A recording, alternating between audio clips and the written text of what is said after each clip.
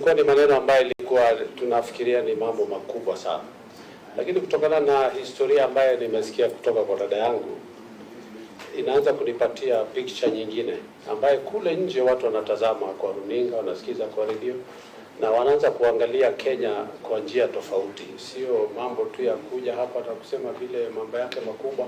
Historia ya mtu inaanza kupatia wale wako kule chini. Na nasema hivi kwa sababu mwenyekiti, watoto wengi wamejiua kwa sababu ya wazazi kuwagombanisha kutokana na pengine matokeo ya shule ama mambo mengine ama yale mengine. Pengine dada yangu Aisha Jumwa, ni encouragement gani unaweza patia wale watoto ambaye wanakutazama sasa, pengine wanatusikiza, ama wazazi wale wazazi ambaye hayo mazoea ya kupenda kugombanisha watoto wao kwa sababu ya vitu, pengine hata mtoto anataka kucheza mpira lakini unakuta na swali ni kwamba ni nini watu wanaweza, wale watu wako pale nje nini wanaweza kujifunza kutoka kwako? Yes, Honorable Junet, what is out of order? Chair, I was not intending to interrupt my colleague, but Chair, the nominee that is before us here, through you, has just come here purely for vetting purposes. We have not come here to seek any advice from her, any opinion from her, and anything that is... she's not a motivational speaker.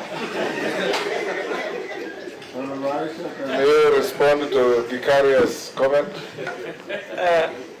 Asante sana Mr. Chairman. Asante sana Mheshimiwa Gikaria. Nataka kusema ya kwamba niliyopitia mimi yanapitiwa na watu wengi.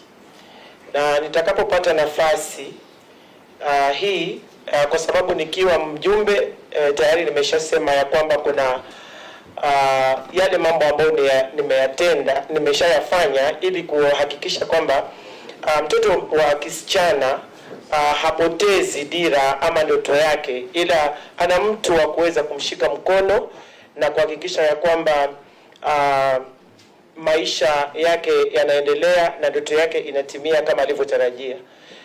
Nikisema hivyo ni kwamba katika manifesto ya Kenya Kwanza, nafikiri kuna kipengele kizima cha kwamba serikali ya Kenya Kwanza ina mpango na mikakati ya kurudisha mtoto wa shule, mtoto wa ambaye alitoka katika masomo kwa njia moja ama nyingine, kuhakikisha kwamba masomo yake yamefadhiliwa na amerudi shule na ndoto yake imetimia. Kwa hivyo katika mipango na manifesto ya Kenya Kwanza, hiyo mipango iko, na sisi mimi nitakapopata nafasi kama mmoja katika wizara na sheria inavyosema kwamba sisi pia ni wasaidizi wa rais kama mawaziri, basi mikakati hiyo mimi nitaivalia njuga kuhakikisha kwamba wasichana wengi wamepata fursa ya kufika kama mahali mimi nilipofika na hata zaidi ya mimi.